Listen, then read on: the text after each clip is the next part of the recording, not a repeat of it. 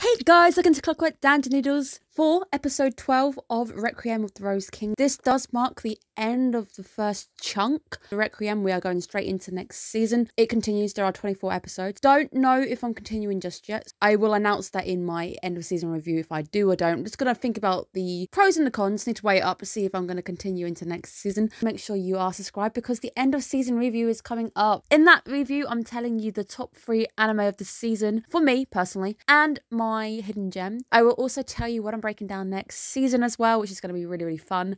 What are the new stories coming to the channel? What new characters and adventures are we going to go on together? Hopefully I will be breaking down something that you too will be wanting to watch. There's a Discord channel too if you want a notification to your phone whenever videos go up. So let's break down perhaps the most Shakespearean of episodes, because there was a lot of tragedy. To be fair, if it makes you feel any better out there, it's never really been confirmed who killed Henry. It's still left as a bit of a question mark. Even if you go to Wiki, it does state that it was probably under Edward's orders. We know Edward needed it doing, but we just don't know who did it. A lot of things get pinned on Richard, but we just don't have any evidence of this. Battle is now over. Richard's desire for revenge this week is something that absolutely torments them. Richard initially gets rejected. He's not allowed in to go and see Henry. Henry is iller. He doesn't even recognise he is the king anymore. Does stop Richard initially trying to kill Henry. Comes as a bit of a shock. Revenge isn't really sweet if the person in front of you doesn't actually remember anything that they did. It's not going to be as satisfying.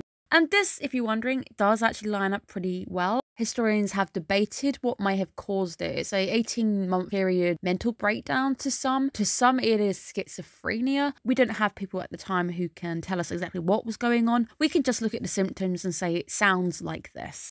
There will be a new OP next week because we just crossed the second half line. Can't wait to see if a few characters have been omitted. All the characters wearing the crown of thorns, which was Edward of Lancaster. We had Henry as well. They were wearing a crown of thorns symbology going on, and especially with Henry. Henry is a very heavily religious character. A lot of these characters would be because religion at this period of time was pretty much everything. I really did think that the mum was dead. Completely forgot about her. Didn't like her anyway, but I really was shocked that she hadn't died. She's still just being a horrible, rubbish human, still treating Richard like crap. Traumatized, left alone with their feelings. This is really building up to the mental breakdown with Richard that we're seeing. The mental breakdown of Richard into the perhaps demonic child that everybody wants them to be. The more you try and deny something, the more you'll become the one thing that you don't want to become. With everyone trying to turn Richard into the monster, seeing them as the monster, eventually Richard is going to become the monster. Despite the guard stopping Richard from going to see Henry, the second time around they seem pretty easily swayed, despite the fact that Henry right now is the highest security prisoner in the Tower of London. He is the highest security prisoner and they just step aside and allow it. There's also these rumours flying that Richard already killed Warwick. It's a bit weird that they do just step aside.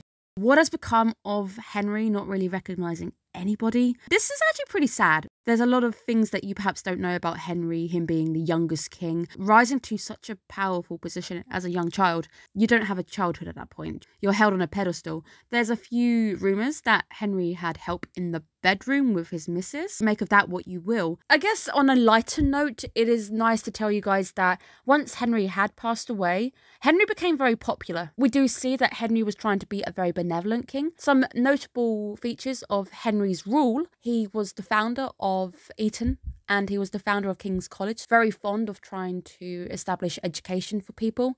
Sadly, when it comes to Shakespeare, Shakespeare's always portrayed Henry as weak-willed, easily influenced by Margaret. What you might start to notice is the role that women play in this story and this retelling. It's very interesting to see that with this week in particular, women really take in a darker role. Richard can't kill Henry, and this is because those pesky feelings are getting in the way. It's sad because both Richard and Henry are very similar in the sense that they are both characters who just need understanding. They need someone there to just look after them. Henry needs loving and looking after and nurturing, not in a lustful way. Both of them needed a parent who was there for them. Poor Richard is just getting more and more twisted. Henry, at the end, just not really knowing anything, being completely traumatized by the women in his life, very easily manipulated by a certain prophet. The sinister role I told you guys about of the women taking this week. It was also interesting to note that Richard saw themselves in Henry. They're very similar characters. Richard just sees that scared child alone in a forest. The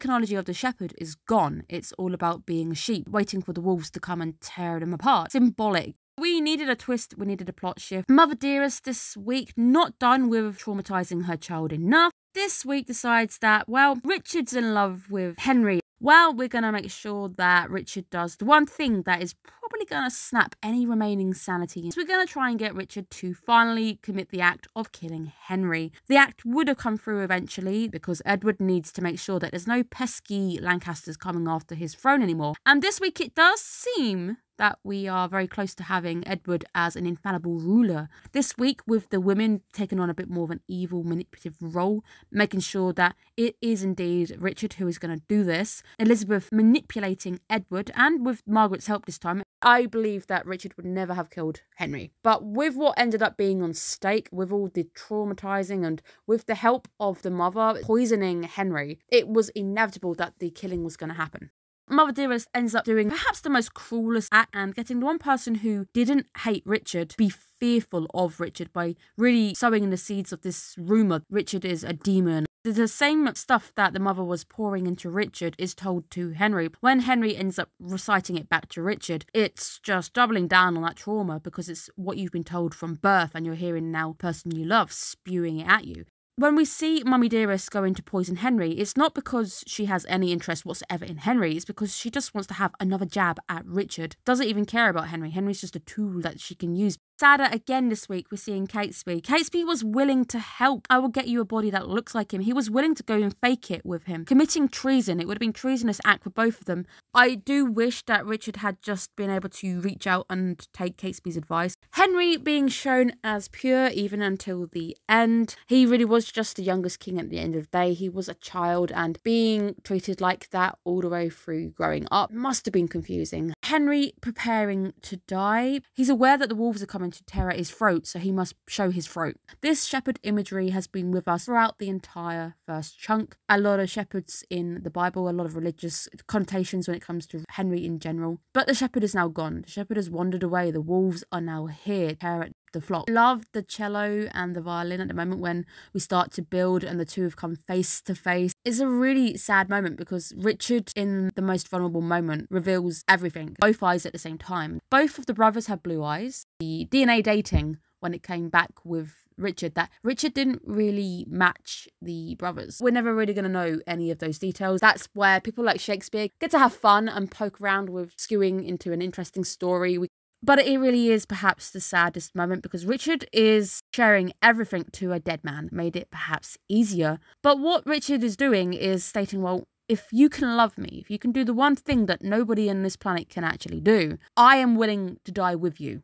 Okay, Romeo and Juliet situation with both dying. Richard isn't happy. I even stated that when Joan of Arc was slain, I think that's the moment when Richard as a character did die. We see it this week as well. Richard is already dead. And I think this might have been the last moment we saw any shred of the old Richard. Richard just wants to be accepted and loved for who they are. When Henry's just a mess. He's had more poison poured into his brain and him being heavily religious as well. Everything Henry wants, and Henry believes that Richard is a man, it's sin upon Henry, who just wants to be devout. He wants to be holy. It's just sad because Henry hits the most sensitive point by calling Richard a demon, and that's what every single person has also stated. It's all very Shakespeare. We initially think we're going to have a happy ending. It all escalates and Richard finally kills Henry. Heartbreaking. It's a very sad moment because you long for a happy ending, but there is none. And now that Henry is gone, there's still not going to be a happy ending for Richard. Richard is known as a very bad monarch. Unlike Henry, who is praised even after death, Richard not so much. And bear in mind, Richard was found in an unmarked grave under a car park.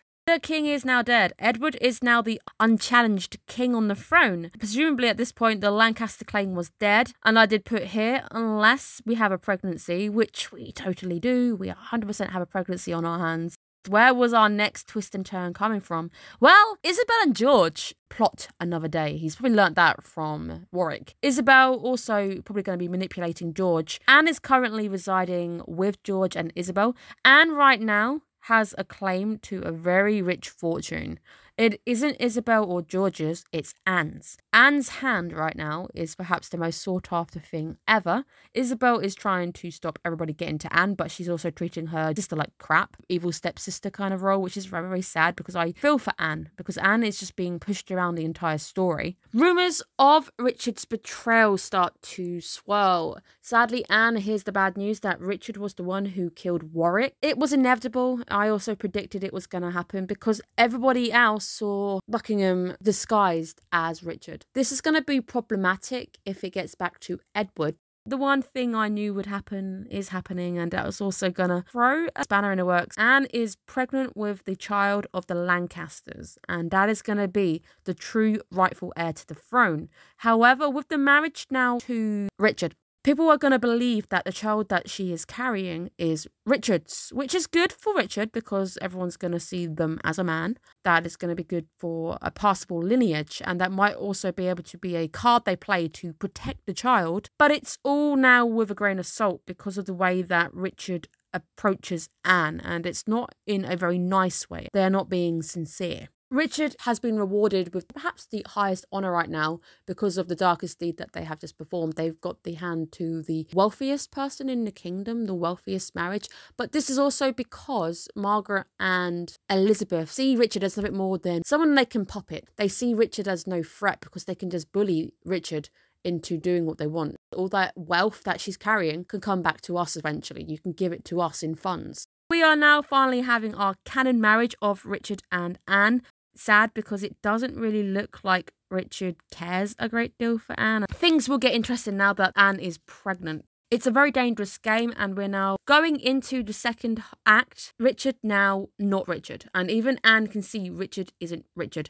Richard died whilst attacking and killing Joan of Arc, the last part of Richard. But we're now entering a second half where things are going to get very bumpy. We've got a lot of twists and turns coming our way. Edward's not going to be on that throne for too long. What's going to happen? What are the key events? Who are the key players? Because there's going to be a few new names coming our way quite soon. I feel quite sad now. I do feel a little bit sad, but I knew it was going to end sad. If you've come into this hoping there would have been a good ending, it's Shakespeare. Shakespeare doesn't really write good endings. Thank you guys so much for tuning in for another breakdown of Requiem of the Rose King. This has perhaps been one of the more heavier episodes, and we've had a lot of information I've been able to cram in, and hopefully you guys have a bit more knowledge on the players this anime is based upon, the people who are behind the fiction. Thank you guys so much. I really hope you've enjoyed these breakdowns. Maybe when I see you again, we'll be talking about the next half, but until then, make sure you're looking after yourselves, and I'll see you in another video. Bye bye guys.